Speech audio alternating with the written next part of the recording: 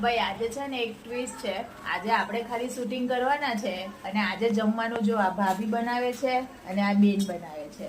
એ લોટ બાંધે છે અને આ ભાભી આપણે છે ને કેવી રેસીપી બતાવો છો? રવા ઢોસાની રેસીપી બતાવે છે ભાઈ. એના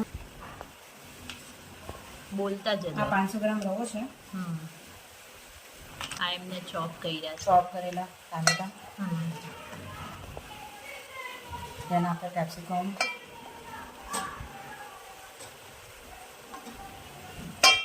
અને કરી પત્તા એટલે લીમડો. પછી એની અંદર એડ કરવાની છે છાશ.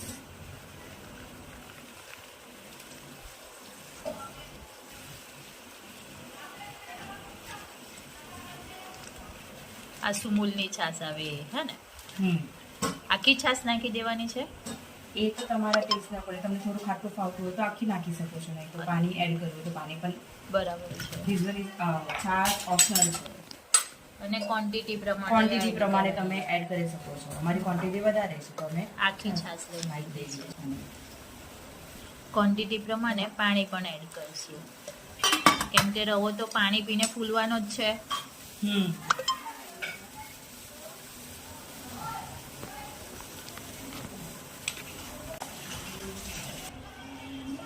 ટેસ્ટ અનુસાર તમે સ્પાઈસી ખાવા માંગો છો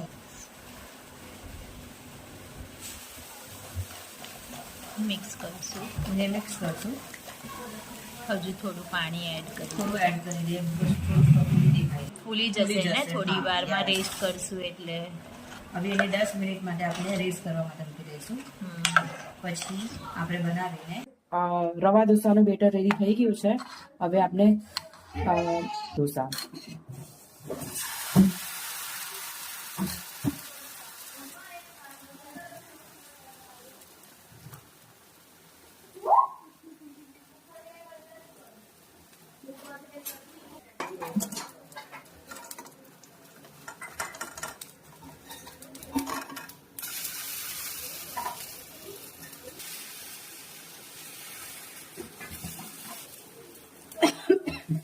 આપના રવા ઢોસા રેડી છે.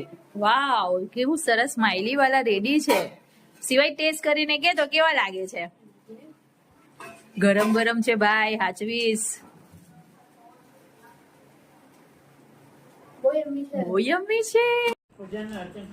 ધ્યાન કરજો તેઓની પાસે જઈને તે